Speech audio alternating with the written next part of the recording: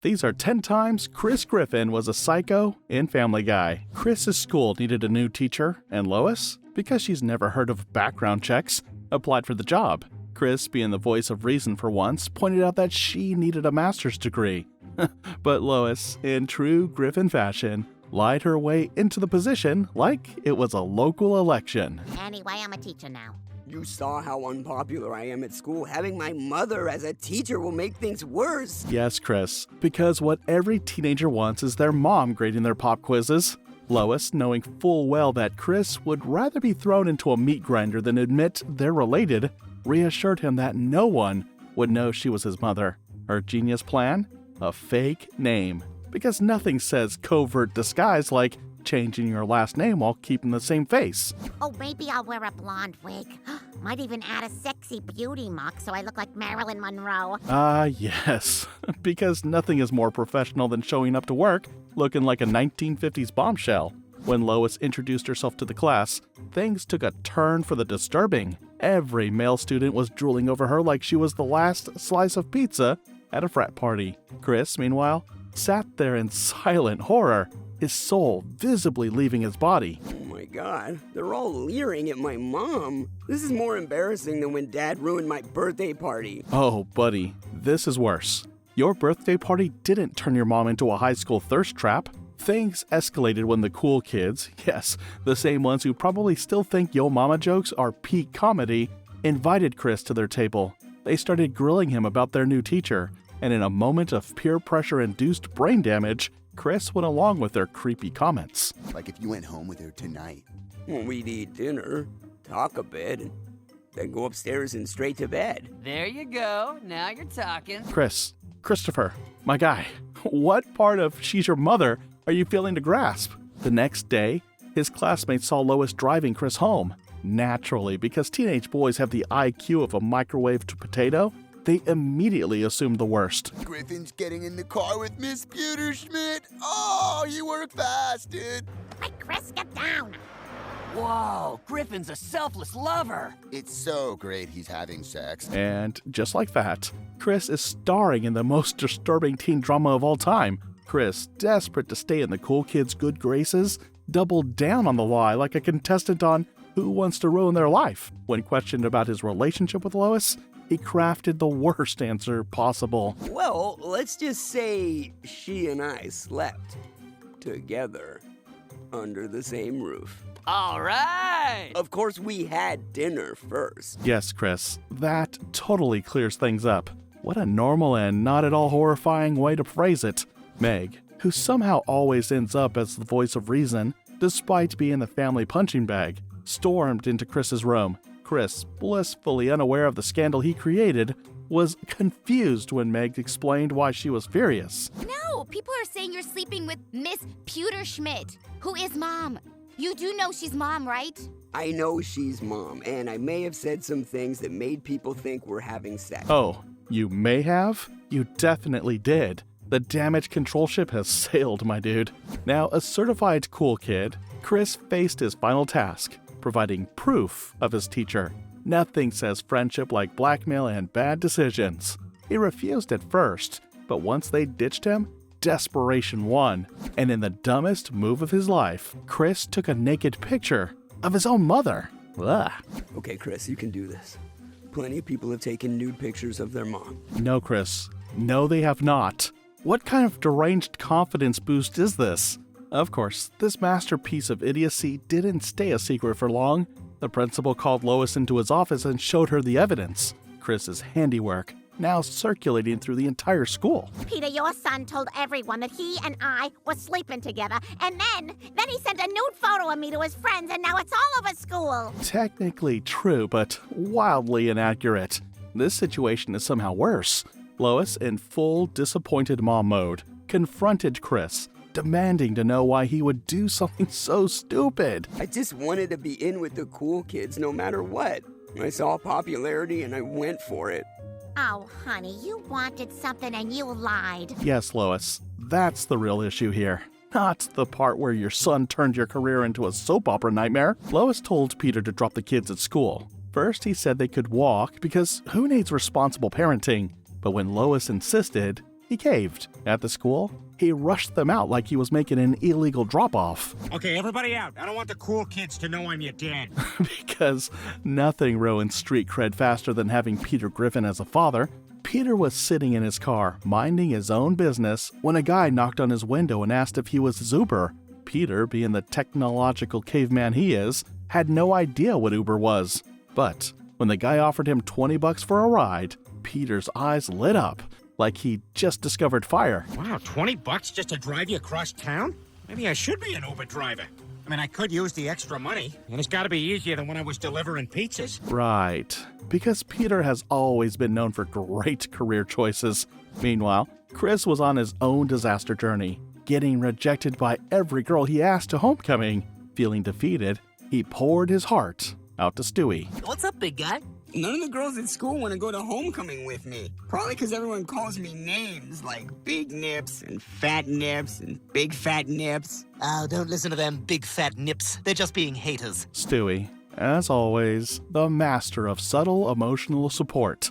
Hearing Chris whine, Stewie decided to help by introducing him to Taylor Swift. Chris, being the human equivalent of a potato, had no clue who she was. Stewie, on the other hand, was practically vibrating with excitement. I have an idea. You should ask Taylor Swift to the homecoming dance. What? Why would she go to a dance with me? I'm telling you, this is exactly the kind of thing she would do. She's such a sweetheart. Yeah, because mega famous pop stars always date random high school dudes for fun. Peter, meanwhile, was busy ruining yet another industry. He marched into the Uber office to sign up and faced a grueling application process. Okay, great. Now get out there and try to kiss as many ladies as you can. The record is 60 in a month. You, sir, are officially an Uber driver. Ah, yes, because the true goal of ride-sharing is unsolicited creepiness. Back to Chris's delusions. He actually recorded a video asking Taylor Swift to homecoming. Even he wasn't hopeful, but then, ding, Taylor Swift actually responded. Hey, Chris Griffin. I just saw your video, and I'd love to go to your dance with you. All right, I gotta go eat an ice cream cone, because us stars are just like you. Yes, Taylor. Nothing screams relatable like eating gold-plated ice cream in a mansion. The next day, Chris was just chilling with his family when the news dropped. Our top story tonight. Pop star Taylor Swift is coming to Quahog to attend a dance with local high schooler Chris Griffin. And, just like that, Quahog's most tragic love story began. Chris was dressed and ready for prom, looking like a guy who just discovered deodorant. Lois gushed about how handsome he looked. Then, the doorbell rang. Everyone braced themselves. It had to be Taylor Swift. Hi, you must be Chris. I'm Taylor. What's up? It's so nice to finally meet you. Your video was so sweet, and I can't wait to go to the dance tonight. Sweetheart alert. Chris just hit the delusional jackpot. Chris invited Taylor inside, where Peter introduced himself while Stewie fangirled aggressively. Then, Taylor met Meg and Brian, who were less impressed. Nice to meet you both. We're not all so impressed. I've met Dan Aykroyd. I'm sorry, which cast member of Hee Haw are you? Brian, bringing the peak of snob energy as usual. Chris and Taylor had an amazing time at homecoming. On the way home, Chris tried small talk. And I hope you didn't mind. I showed you who every locker belongs to. No, I thought that was nice. I've never had a locker. I just keep my stuff in stupid mansions. Must be so hard, Taylor. Our hearts bleed for your struggles. Chris thought he had found love. That is, until he saw Taylor's new music video, where she painted him as a disgusting, pathetic loser. He watched in horror as Brian pointed out the brutal comments. We did. She even let me grab the part of her body which on others would be a butt. Wow, look at these comments. Everyone hates you, Chris. Chris Griffin, officially the first man to get dumped before the relationship started. Devastated, Chris, Stewie, and Brian broke into Taylor's house, as one does, and demanded answers. Taylor, naturally, was deeply sorry. I'm sorry, I always do this. I ruin relationships with nice guys and John Mayer, just so I can write songs about heartbreak and moving on. Translation: You were always just album material, Chris. Taylor realized Chris was actually a good guy. They almost became a couple, until her fans revolted. Chris, in a rare moment of self-awareness, decided to end it, but not before publicly roasting her. I'm saying that Taylor Swift You are a spoiled, ostrich-legged, no-talent, big-footed freak. You pretend to relate to your fans, but you make your bodyguards carry your purse.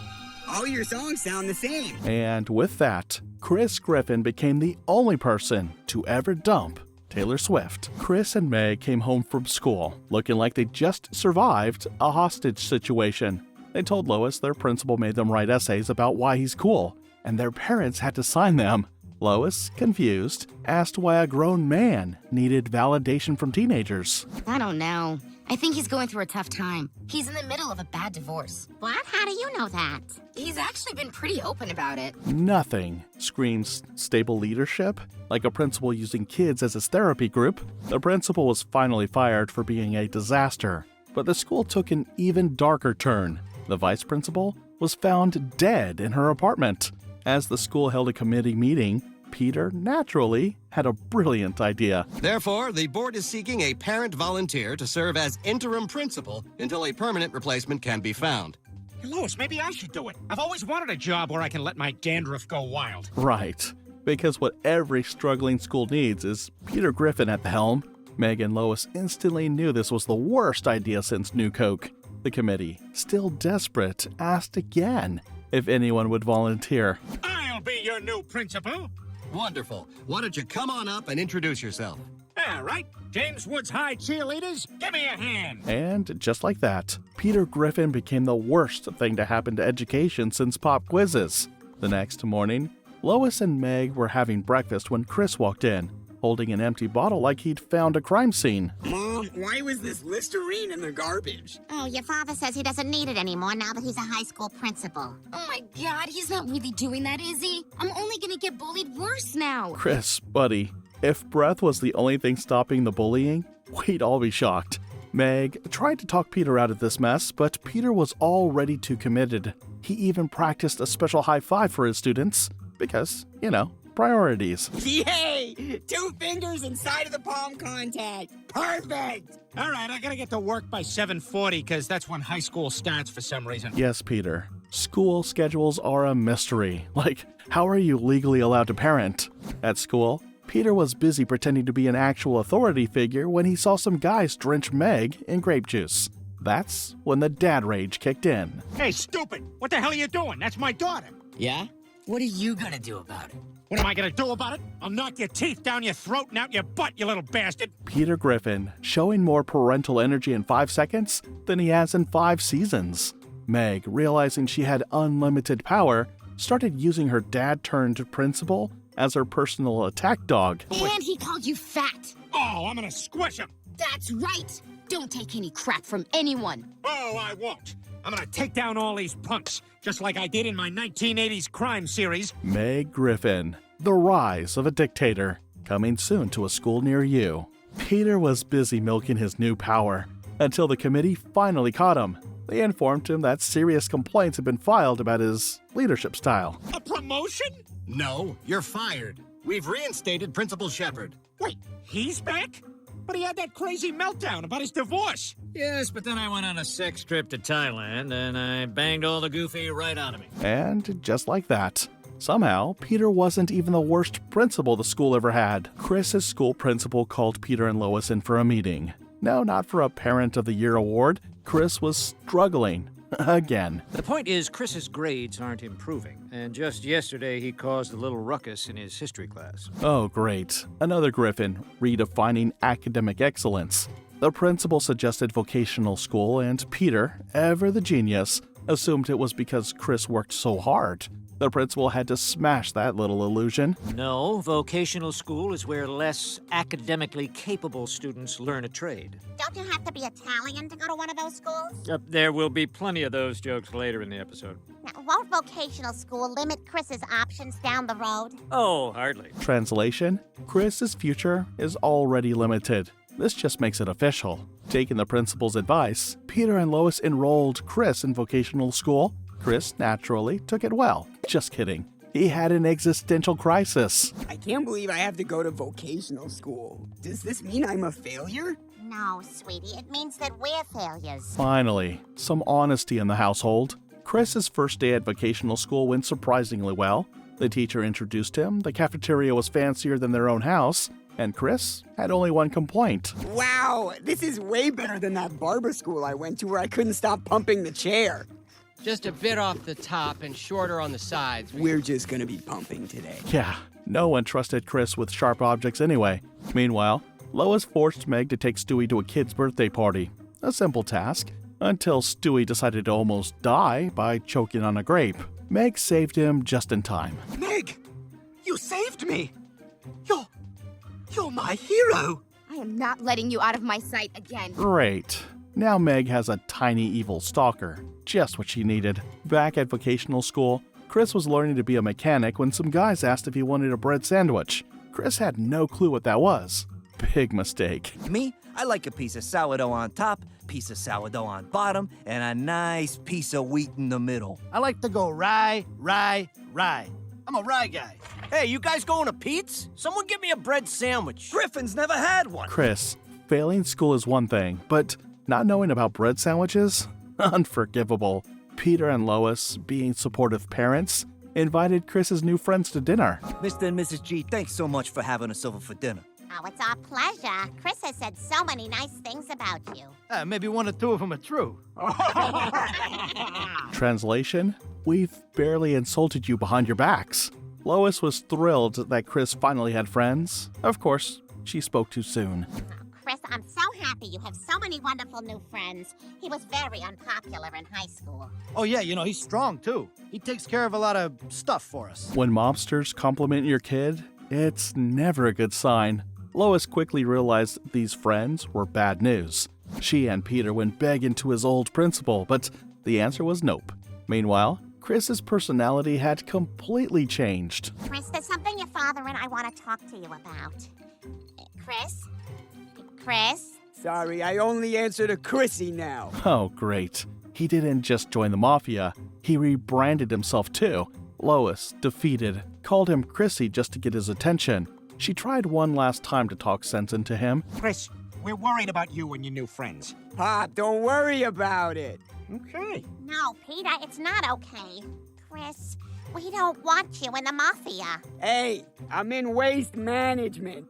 Chris, you need to be back in high school where you belong. Waste management? That's the most suspicious career change ever since Walter White became a car wash owner. Chris refused to listen. So Peter decided to handle it the only way an Italian mechanic would understand: violence.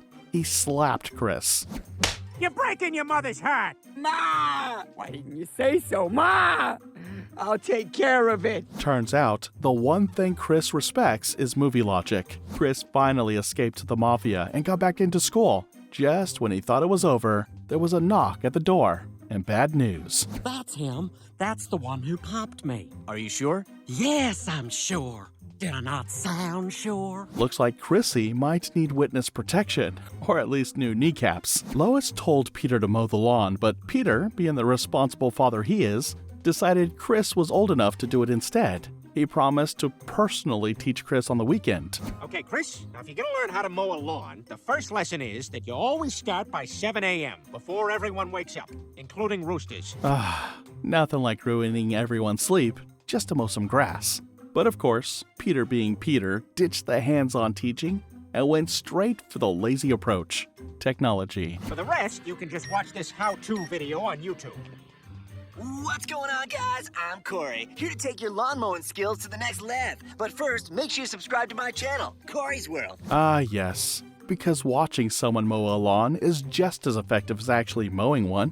While Chris was begrudgingly mowing, Mr. Herbert, the creepy neighbor nobody trusts, came running over. Hey there, Chris. I've been looking for a muscly-armed young fella to mow my lawn. Sorry, Mr. Herbert, but I don't even want to mow this lawn. Chris already hates free labor. Why would he sign up for extra unpaid suffering? But then, Mr. Herbert sweetened the deal. Would $600 a week change your mind? Would it? You got a deal. And I can pay you under the table. I like to make a little fort under there. I call it Fort Dix. $600? Forget Chris. Peter is definitely going to weasel in on this. The next day, Peter and Chris showed up at Mr. Herbert's house, ready to earn that cash. Mr. Herbert, however, had some questions about Peter. And what's your pal's name? I'm Peter, sir. You're big for your age, ain't you, Petey? Yeah, doctor says I eat too much candy. Ain't no shame in being chubby. You're a growing boy. Peter, a full-grown man, just got mistaken for a child? And somehow that's not the weirdest part of this conversation. As Peter and Chris mowed, Mr. Herbert came out with freshly baked cookies and grape juice. Peter, with the speed of a starving cheetah, devoured every single cookie before Chris could get one. But Mr. Herbert, you always made the cookies with the large pill in the center for me. Sorry, Chris. He just got to him first. I thought I was your favorite. Oh, poor Chris. Lost out on both cookies and suspicious medication. As Chris sweat through his soul, he looked up and saw Peter and Mr. Herbert playing around like toddlers. That was it. Chris had had enough. It's time you did all the work and I goof off with Mr. Herbert. Like hell it is. Chris has finally unlocked rage mode, and Peter is about to feel it. Chris and Peter started brawling, and in the heat of it, Chris called Peter Dad. Mr. Herbert somehow had just now put the pieces together. His reaction? Explosive. Sorry I got jealous, Dad. That's all right, Chris. Hey, did you get a little aroused when we were wrestling? No. Me neither. And that's the moment Chris learned to never wrestle again. Chris got bullied at school again, and this time it was because of his sneakers. The same sneakers Lois bought him with love, or at least a clearance sale. He stormed home to complain. Mom, Dad, I need to get new sneakers. What? I just bought you new sneakers. I know, but I need cooler ones. Shut up and stop complaining. When I was your age, I didn't even have sneakers. Yes. The classic back in my day speech. Nothing says supportive parenting like telling your kid they should be grateful for garbage. Later that night, Chris walked past his parents' room and conveniently spotted a wallet sitting on the bed. He glanced at his worn-out shoes, then back at the wallet. That's when he made a very responsible decision. That's it. I'm getting those sneakers. After all, shoes make the man. Yes, Chris. Morals, integrity, hard work? Nope. It's all about the shoes. Unfortunately for Chris, Meg saw everything. Later, as he sat on the couch, she walked up to him sounding like a discount movie villain. Chris, of course, was confused. Listen, I saw you steal money from Mom's purse. Oh. Well, I was just trying to get new sneakers. You're not gonna tell on me, are you? Well, that depends. On what? On what? Oh, Chris, you sweet, dumb fool. Meg never passes up an opportunity to ruin your life. Meg handed Chris a never-ending list of chores. He cleaned her room, did her homework, and basically became her personal servant. When he dared to ask if he was done, Meg crushed his hopes. Oh no, there's a lot more things I need you to do for me. There are. Like what? Well, now you have to watch An Officer and a Gentleman with me. And that's it? No. First chores, now a forced movie night? Chris is basically in a low-budget prison. Chris tried to escape bullying at school, but now he was trapped at home. When he finally had enough, he ran away. Except Meg mocked him, pointing out that he had 0 friends to stay with. Hi, I ran away from home. Do you mind if I live with you? Live with me? My goodness, I feel like I'm gonna pinch myself to see if I'm dreaming. Spoiler alert, he's not dreaming. This is actually happening. Chris quickly realized living with Mr. Herbert was even worse. He played video games, watched old suspicious videotapes, and slowly lost his sanity. Then, just when Chris thought he was stuck forever, Mr. Herbert unexpectedly kicked him out. Chris, I think it's time for you to go. Okay, I'll go. But I want you to know, I faked all my lightheadedness. Chris, buddy, you didn't need to fake anything. You genuinely suffered. Lois forced everyone to go to the ballet, and Peter and Chris fought for their lives trying to avoid it, but in the end, they lost. The next day, Chris tried to weasel his way out of responsibility by lying to Lois about a test. Unfortunately for him, Brian was feeling extra annoying. I have a history test today, Mom, and I couldn't study last night because you made us go to the ballet. Well, Chris, you're not going to learn any history from this. This textbook is from 1896. What? Chris thought he found the perfect excuse. Too bad his school is stuck in the past. Literally, Lois explained that the school's budget was so tragically low they couldn't even afford modern history books. she decided to Karen her way into a PTA meeting. Excuse me, Principal Shepard. There's something I'd like to discuss. The school has gone too far with these budget cuts. I'm sorry, Mrs. Griffin, but the No Child Left Behind law cost us our federal funding because our students' test scores were too low. Translation: your kid is so bad at tests that the government gave up on us. Thanks, Chris. Somehow, Chris got into a fancy high-end school, but his first night there felt like a horror movie. What the? Ow! Ow! Ow!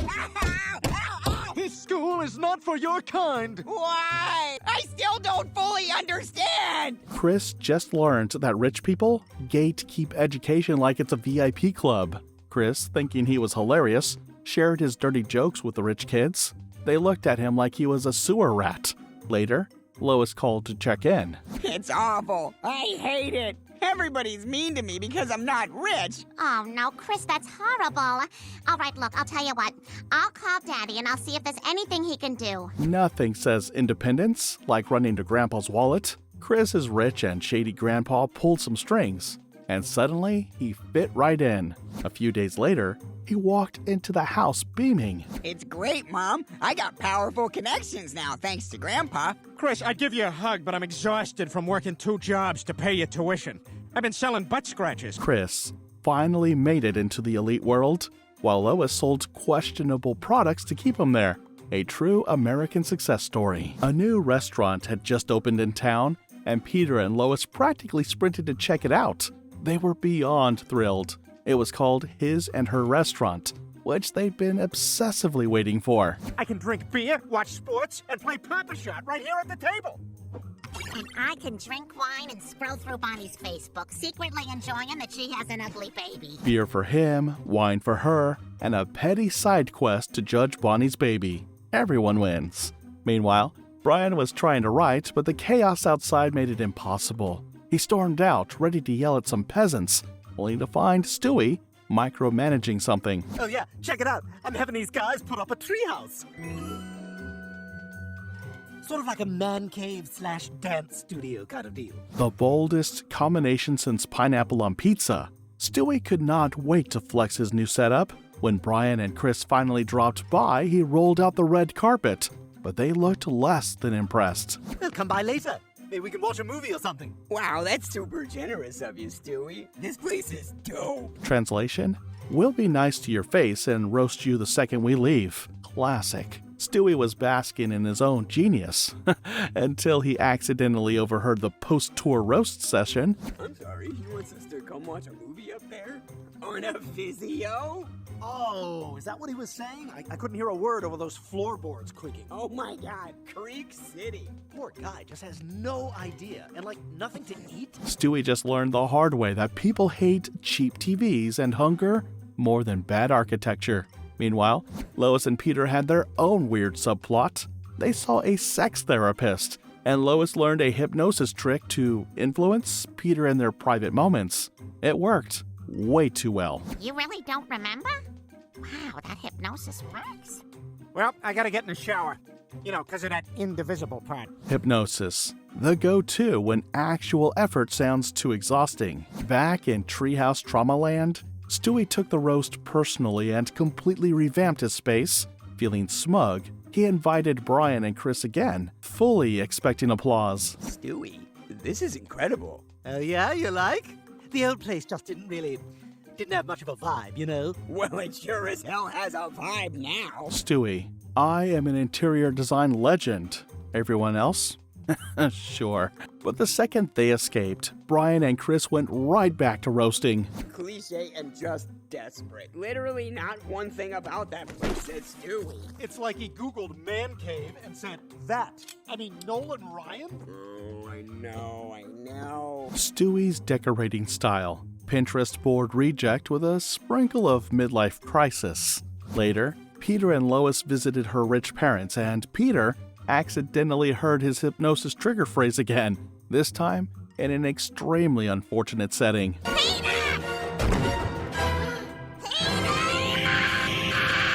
Nothing like a family scandal in high-definition embarrassment. Stewie, finally done being disrespected, snapped. He trapped Brian and Chris in the treehouse and went full villain mode. You think I don't know what's going on? I've heard every word you two said about me and about my man cave. Stewie's breaking point. Getting clowned over bad furniture choices. Brian and Chris, realizing they were doomed, pulled a classic sweet talk to survive move. They buttered up Stewie by suggesting a huge event in the treehouse. Flattered and gullible, Stewie let them go. I can't believe he bought it! Like we would ever do Eric's nifty 50 up there. And the table assignment card station would be where exactly? Stewie, officially the most played baby in history. Peter, his family, and Joe hit the carnival, where Brian wastes money on a ball for Stewie to throw. Naturally, Stewie refuses like the tiny dictator he is. And Brian, never missing a chance to mix business with pleasure, tries returning it while flirting with the stall girl. You like sex, huh? You, wouldn't maybe want to grab dinner sometime? Nah, but I'll bang you in the porta potty back by the very loud generators. Ah, romance. Nothing says true connection like portable toilets and industrial noise pollution. Lois forces Peter into a generation gap competition with Chris.